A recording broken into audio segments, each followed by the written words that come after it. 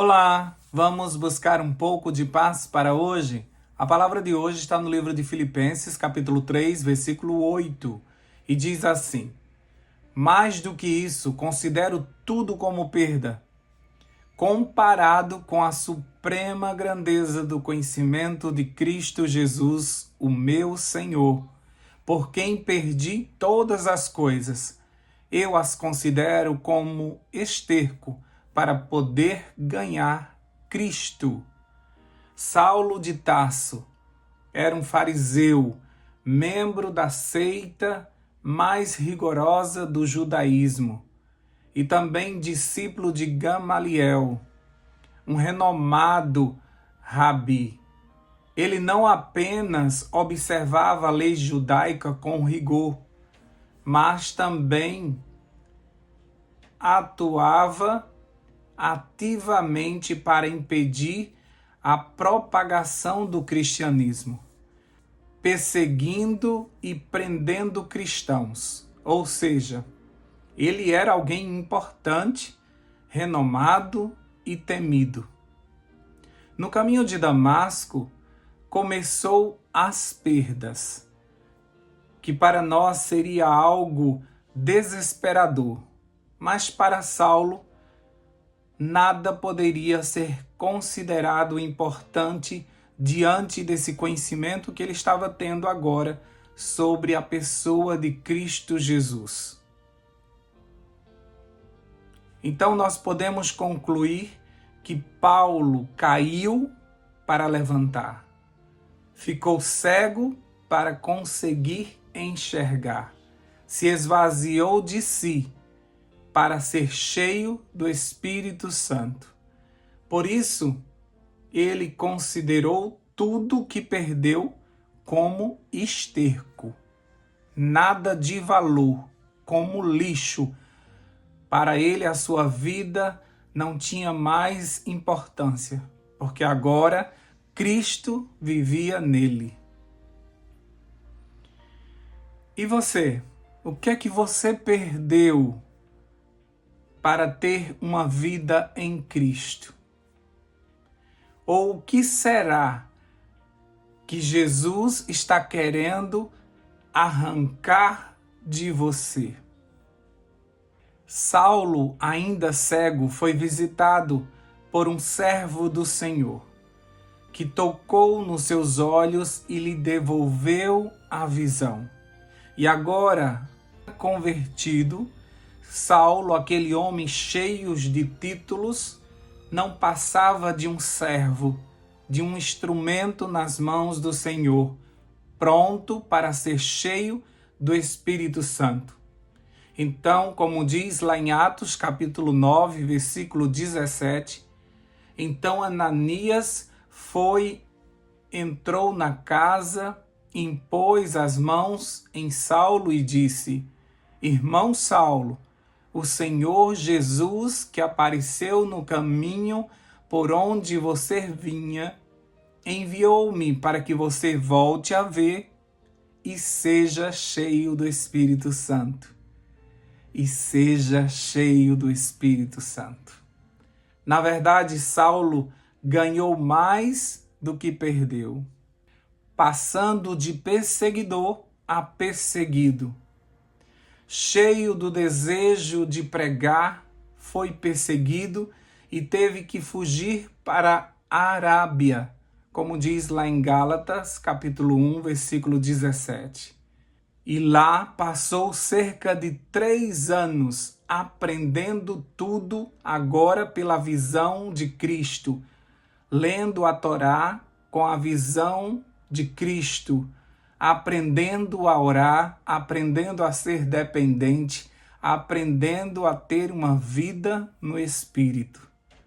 Assim como os apóstolos passaram cerca de 3 anos na presença de Cristo, aprendendo do próprio Jesus, foi necessário Saulo se isolar naquele deserto para aprender do próprio Senhor por 3 anos a como ser um missionário para os gentios. O discípulo escolhido pelo próprio Deus agora estava sendo preparado para ser discípulo dos gentios.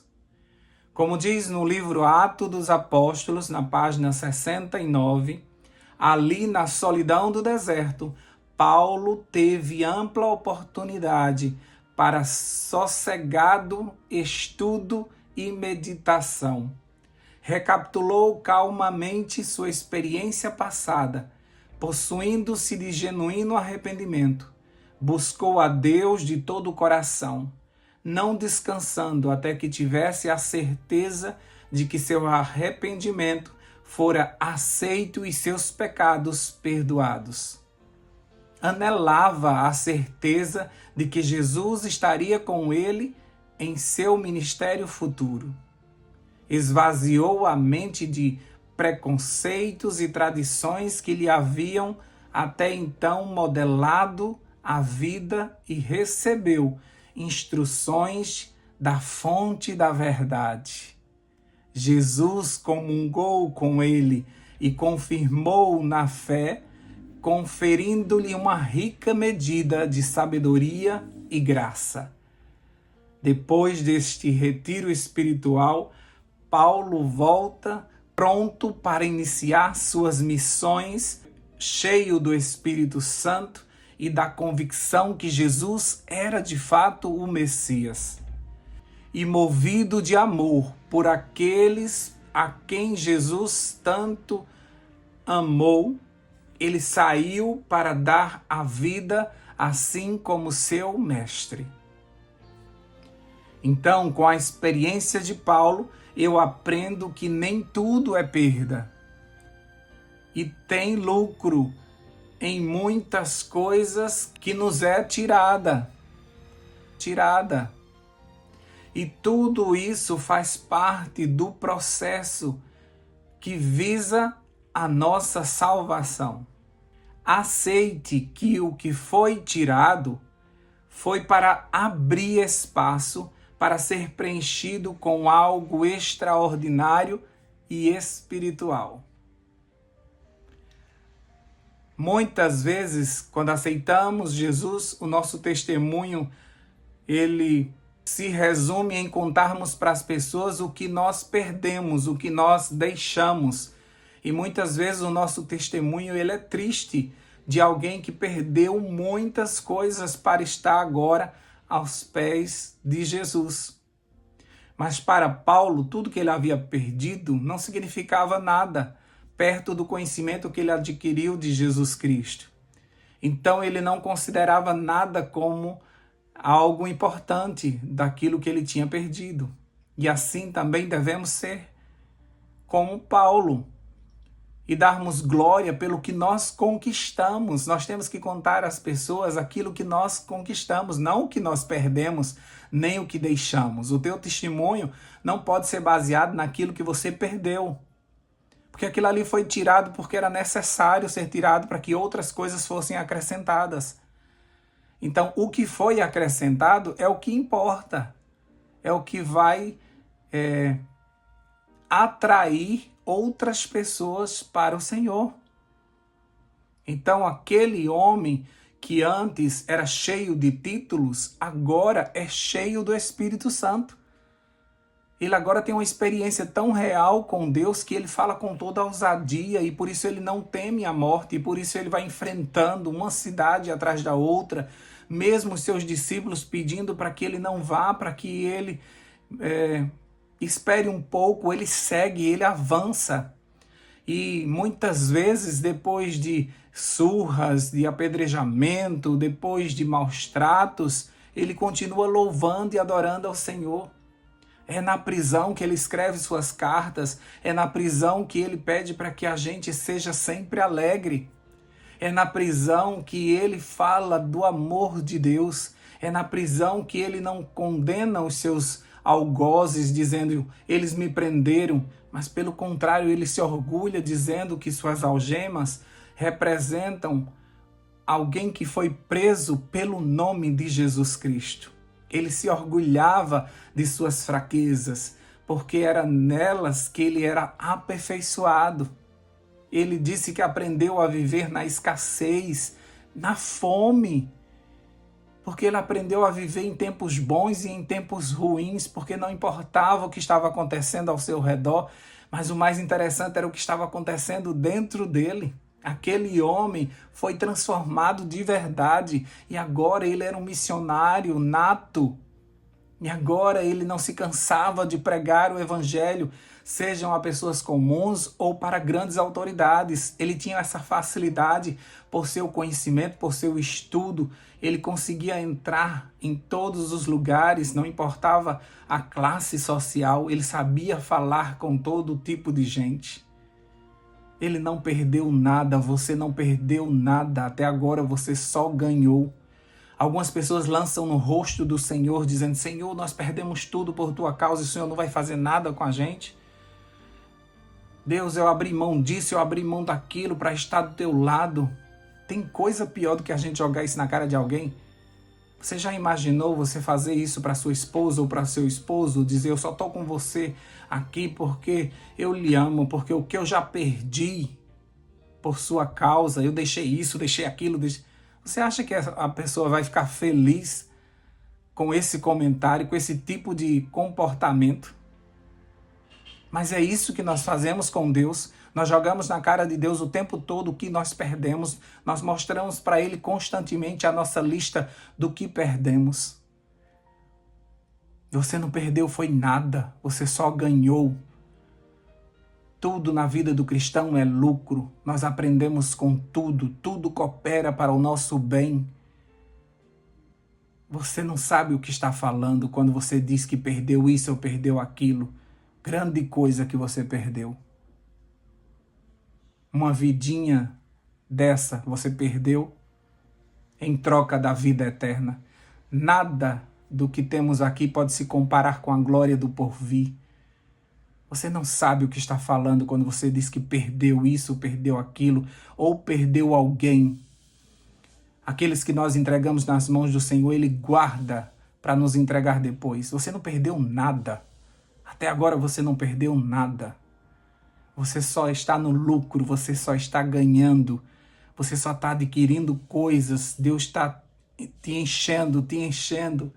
E Ele ainda quer te dar muito mais. Ele tem milagres para você, Ele tem promessas maravilhosas de uma vida maravilhosa, de viver o extraordinário, e no entanto você fica olhando para trás e desejando as paneladas do Egito, ou como a mulher de Ló, você fica olhando para trás para ver uma casinha que você deixou lá atrás, perto do mundo que Deus quer te dar, perto da glória que o Senhor tem para você. Você não perdeu nada. Você não sabe o que você está falando. Com Cristo é vencer ou vencer. Que Deus te abençoe, que o Senhor abra os teus olhos espirituais para que você dê glória por tudo que está sendo acrescentado na tua vida. E que você aceite com resiliência tudo que lhe foi tirado. Não era bom para você. Ia te atrapalhar.